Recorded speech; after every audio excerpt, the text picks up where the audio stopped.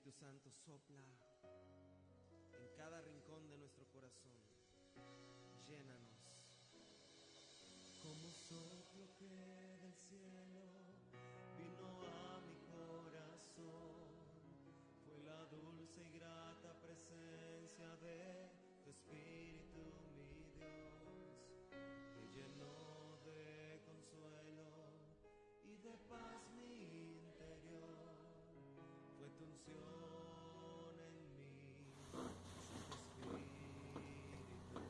No mais sublime silogismo, a palavra sempre terna foi dita, antes, de boca em boca, onde a voz do Espírito reverberava a sua essência, fluindo de vidas para outras vidas, até que aquele que sempre o foi, se fez em carne como tal, jamais se usurpou por sê-lo, e a si mesmo esvaziou.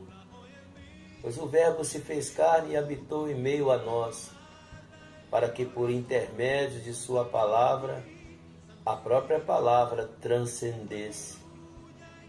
E para a nossa redenção, aquele que um dia se fez carne, ofereceu a sua própria carne como sacrifício vivo.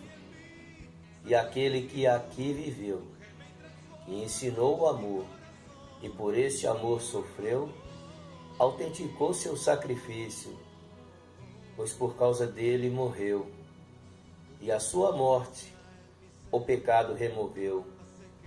Ele morreu, mas ressuscitou, para a glória se voltou, deixando a sua palavra para o processo da redenção, para o progresso da edificação, para a transformação do coração, vivificada a cada dia pelo Espírito Santo que nos conduz à vida eterna e conduz à vida eterna a todo aquele que vive a sua morte. Bendito seja esse Deus, nosso Senhor Jesus Cristo, o Alfa, o Ômega, aquele que era, aquele que é e aquele que há de vir, aquele que reuniu todas as coisas em si mesmo, porque como está escrito por Paulo aos Filipenses no capítulo 2, mesmo ele sendo Deus, ele não se usurpou de ser Deus, e a si mesmo se esvaziou, se fazendo de servo, sendo obediente, padecendo até a morte, e morte de cruz.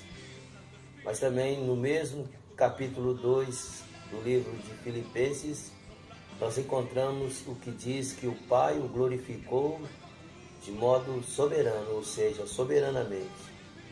Deu a ele o nome que está acima de todo nome.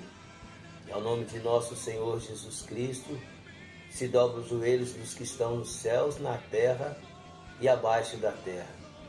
E toda língua confessa que Ele é o Senhor. Mas eu gostaria de ler um texto base para essa reflexão. E encontra-se no capítulo 1 do livro de Hebreus, a partir também do versículo 1.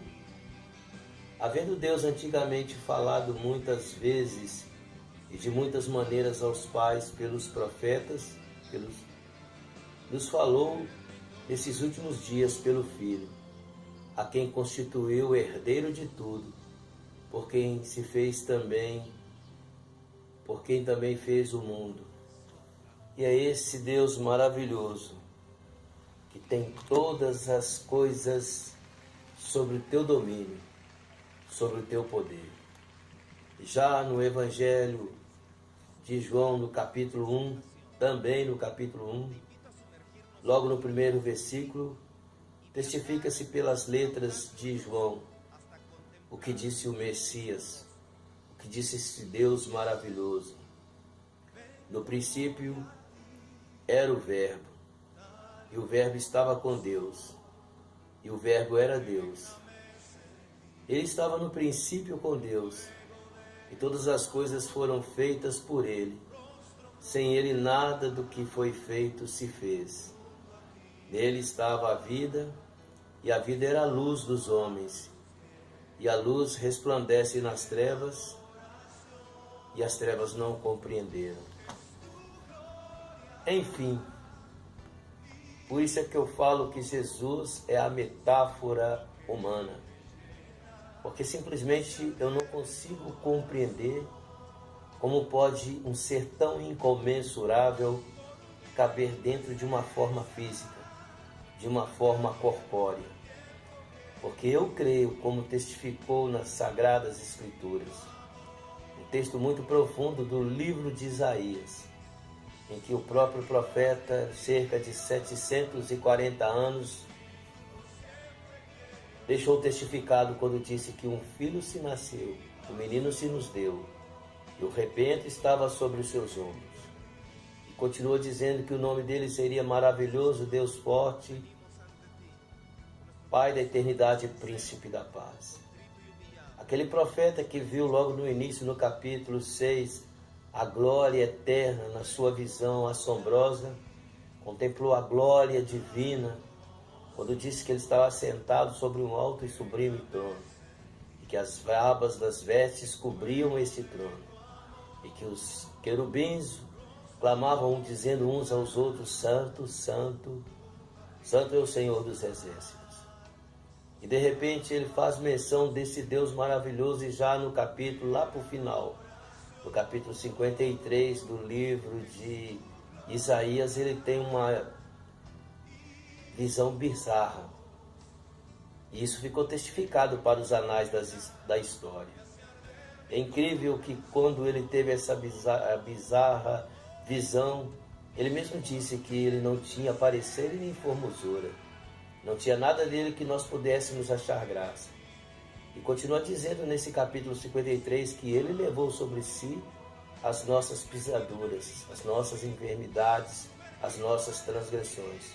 Porque por suas pisaduras, melhor dizendo, nós fomos sarados. Eu estou aqui parafraseando para não ficar muito engessado e não ficar muito repetitivo. Mas quando nós lemos o capítulo 53, é simplesmente, já que eu estou parafraseando, eu vejo um homem todo mutilado, todo ferido, humilhado. Uns dizem que ele estava nu, que ele foi crucificado nu. Eu acredito que sim. Mas ali ele estava levando a maldição do homem. O homem que foi o primeiro, segundo as Sagradas Escrituras, no primeiro capítulo deste livro, em que Adão cometeu uma terrível transgressão juntamente com Eva, atraindo para ele e sua posteridade todas as maldições, e precisava de algum sacrifício vivo, já que foi sacrificado um animal para cobrir o pecado do primeiro Adão. E a história discorre, não vou aprofundar muito nesse texto, apenas já que era uma metáfora do que foi sacrificado para que cobrisse o pecado de Adão, assim como também o pecado de Eva. E desde então holocaustos eram feitos para expiação, porque também no livro de Hebreus testifica-se que sem derramamento de sangue não há remissão de pecados.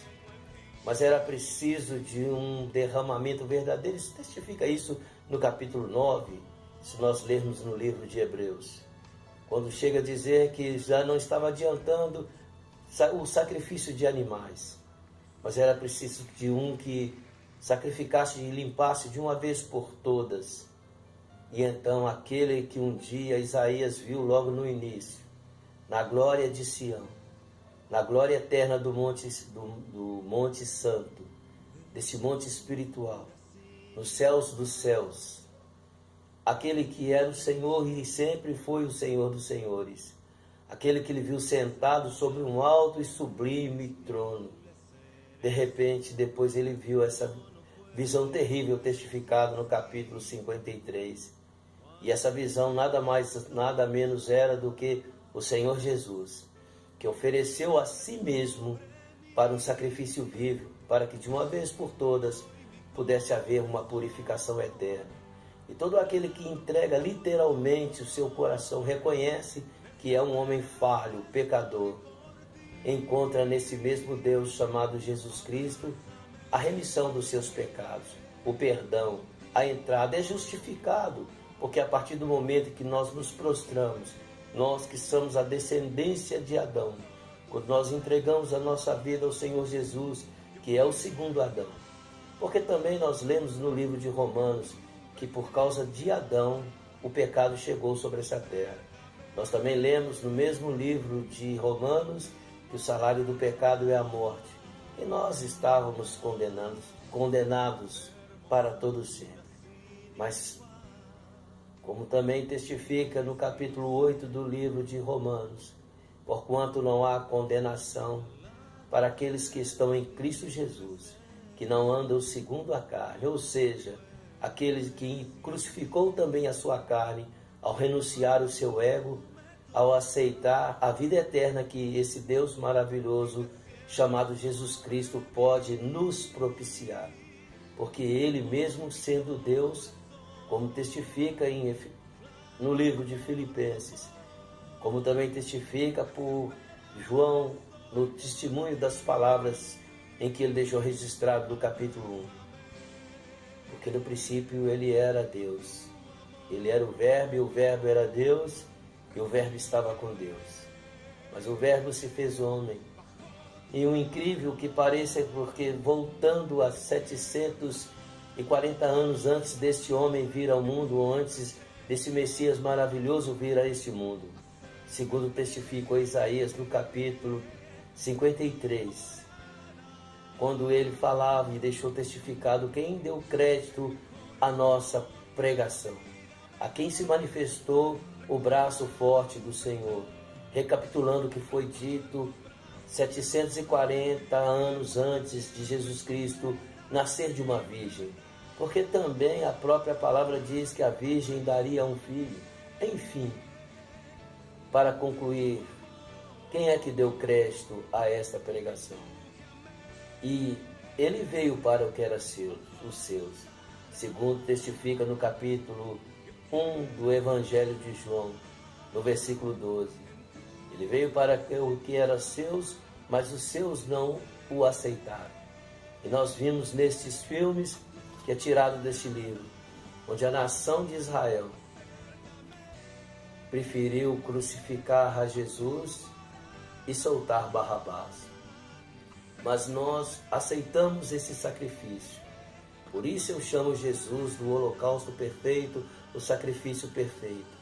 Um Deus que foi reduzindo, se limitando, sem contudo deixar de ser quem Ele sempre foi, porque Ele sempre foi Deus, trazendo hibridamente as duas naturezas ao mesmo tempo, a natureza divina de Deus e a natureza humana, todavia uma natureza sem pecado, já que nasceu de uma virgem, não teve a cooptação de um homem, não houve a influência de um homem, porque Maria ainda era uma virgem quando Jesus Cristo nasceu. E esse que veio a esse mundo para expiação dos nossos pecados, ele era o Verbo. Antes, depois que Adão cometeu o seu delito, esse mesmo Deus começou a levantar homens tais quais como o próprio Noé, que pelo Espírito desse mesmo Deus chamado Jesus, pregava e levava a mensagem para aqueles que não pensavam em arrependimento. Até que Noé fechou as portas da sua arca e toda aquela geração pereceu. E sempre foi assim. Deus sempre levantou pessoas, sejam os patriarcas tais como o próprio Abraão, que disse que dele faria toda uma parentela, em que bem dele, melhor dizendo, seriam benditas todas as nações. Ali havia um elo, havia uma aliança, e a aliança foi confirmada no Deus de Abraão, de Isaac e de Jacó, nos patriarcas. E depois sucessivamente vieram os juízes, vieram os profetas, vieram os reis, e todo aquele que deu lugar a esse Deus maravilhoso, o Verbo se manifestava através do Espírito Santo. Por isso é que no livro de Hebreus nós encontramos que, tendo outrora falado através dos profetas, nos falou ultimamente através do seu Filho. A revelação veio na metáfora de um homem chamado Yeshua HaMashiach, aquele que na nossa língua chama-se Jesus Cristo. A revelação veio através de Jesus Cristo e ainda hoje fala através das nossas vidas por intermédio do Espírito Santo. Por isso eu falo do silogismo, porque o verbo, ou seja, a palavra, se fez em carne e a carne santificada se ofereceu em holocausto, para que através da palavra dita pelo verbo vivo, a palavra que até então se tornou a palavra rema, se tornou a palavra revelada, porque Jesus é o verbo vivo. Esse verbo entregou a sua própria vida numa cruz para que pudesse oferecer ao Pai o sacrifício perfeito, para que tirasse a culpa que caiu sobre nós através do pecado cometido por Adão e por Eva, quando os mesmos preteriram a Deus e procuraram o seu próprio eu e prevaleceu o próprio ego deles, buscando na autossuficiência a força do humanismo, e criou-se uma geração tão antropocêntrica, tão mesquinha. Haja vista que Nimrod tentou fazer uma torre chamada Torre de Babel, que poderia chegar ao céu, como se isso fosse possível. Na verdade, eu faço uma analogia dessa Torre de Babel como a torre do antropocentrismo, a torre em que o homem quer ser o centro e sempre desde então colocar Deus de lado. Mas Deus, na sua infinita bondade e misericórdia, sabendo que não havia como, porque não adianta as nossas obras. O apóstolo Paulo deixa claro isso, que a salvação ela vem por nós através da graça que nós nunca fizemos por merecer, no capítulo 2 do livro de Efésios. É um dom dado por Deus, não vem de nós, não vem daquilo que eu faço, não vem do meu esforço, mas vem gratuitamente pela misericórdia do Verbo vivo, para que através dele, desse sacrifício, nós pudéssemos ter a vida eterna. E a vida eterna é essa, é receber a palavra, que antes logos se transformou na palavra rema. Antes apenas para mim um texto arcaico engessado, onde alguns profetas, movidos pelo Espírito Santo, falava para uma geração ou para uma congregação. Mas hoje, depois do sacrifício vivo, um novo e vivo caminho, segundo o livro de Hebreus, foi aberto. Entremos, pois, para esse novo caminho, essa aliança maravilhosa. Mas para isso é necessário que nós venhamos deixar que esse Deus extirpe e arranque o coração de carne e possa extirpe e arranque de nós o coração de pedra, e vem introduzir em nós, inserir em nós um coração espiritual, um coração tenro, um coração de carne, para que nós venhamos a seguir por esse novo e vivo caminho, pela palavra que nos foi dada, a palavra que se fez verbo e que habitou em meio a nós, e que depois subiu aos céus, mas hoje permanece com a palavra viva através do teu santo e maravilhoso Espírito, propiciando a vida eterna desde já, porque nos é chegado o reino dos céus. E quanto mais nós renunciamos a nós mesmos, nós abrimos precedentes para que aquele que um dia vivificou a sua palavra em si mesmo, quando se fez, volto a repetir, em uma metáfora humana, ou seja, o segundo Adão, o novo Adão, nós podemos com ele, nele, por ele, porque nele nós vivemos, nele nos movemos. E através deste sacrifício, através dessa comunhão, assim como ele é um com o Pai, nós podemos ser um com ele através do Espírito Santo, de forma intrínseca, eu chegaria a dizer de forma híbrida, porque o Espírito Santo de Deus está em mim, pode estar em você, estar em cada um de nós, mas para isso é necessário simplesmente que por esta palavra que hoje é rema, e pelo Espírito Santo que vivifica ela em nossas vidas, nós venhamos a ter vida eterna, aceitando o domínio e o sacrifício que foi feito no Gólgota, em que um cordeiro foi imolado, a metáfora de um homem chamado Jesus Cristo, em hebraico, Yeshua Hamashia Adonai, Jesus Cristo, o nosso Senhor. Bendito seja o teu nome, para todos sempre. Amém.